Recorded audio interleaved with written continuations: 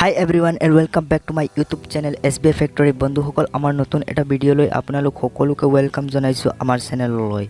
বন্ধুসকল আজি অসমীয়া সোশ্যাল মিডিয়াৰ সেলিব্ৰিটিৰ দুটা গুৰুত্বপূৰ্ণ আপডেট দেখা পাব গতিকে আপোনালোকে ভিডিওটো সম্পূৰ্ণ চাই থাকিব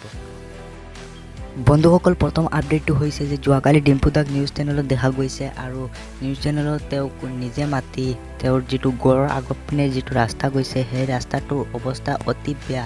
তেওঁ নিজৰ বাইকখন নি দেখুৱাই দিলে ইমান বুকা সো তেওঁ নিউজ চেনেলক নি এটা অনুৰোধ কৰিছে তেওঁলোকৰ স্থানীয় যিজন বিধায়ক জয়ন্ত মল্ল ডাঙৰীয়া তেওঁলোকে এটা অনুৰোধ কৰিছে যে তেওঁলোকৰ ৰাস্তাটো অতি সোনকালে কাম কৰি যাতে ৰাস্তাটো নতুনভাৱে বনাই দিব পাৰে হেতু অনুৰোধ কৰিছে সো বন্ধুসকল তেওঁৰ যেটো মন্তব্য আছে নিউজ চেনেল এটো আপোনালোকে এটা ক্লিপ চাই লওক প্ৰথমত দেখাইছে গতিকে চৰকাৰে অতি জয়ন্ত মল্ল বৰুৱা তাক অতি মানে ৰিকুৱেষ্ট কৰিছোঁ যাতে ৰাস্তাটো অতি শীঘ্ৰে ভাল কৰি দিয়ে আৰু অলপমান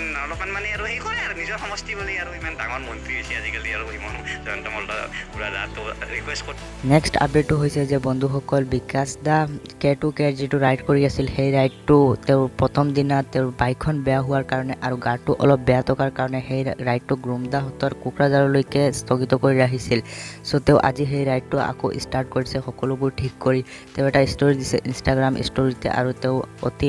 কোনকালে গৈ শিলগুৰি পাব সো আপোনালোকে প্ৰথমতে তেওঁ ষ্টৰিটো চাই লওক আৰু আজি ৰাতিপুৱা 5টা বজাত ৰাইড ষ্টাৰ্ট কৰিছো এতিয়া টাইম হৈ গ'ল 7:50 আৰু 100 কিলোমিটাৰ মান গ'লে আমি পাম শিলগুৰি সো বন্ধুসকল আপোনালোকে চালে ভিডিওবোৰ চাই কেনেকুৱা লাগিছে কমেন্ট কৰি জনাব আৰু যদি আমাৰ চেনেলটোত প্ৰথমবাৰৰ বাবে আহিছে সাবস্ক্ৰাইব কৰি লব আৰু বহুতে কয় এইবোৰ কি কন্টেন্ট এইবোৰ বেলেগৰ কন্টেন্ট হয় সো বন্ধুসকল মই তেওঁলোকক এটা কথাই ক'ব বিচাৰিছো যে এইবোৰ এটা কন্টেন্টৰ আন্ডাৰত পৰে যদি আপোনালোকে নাজানে তেতিয়াহলে হিন্দী চেনেল দুটা আছে সেইবোৰ চাই লব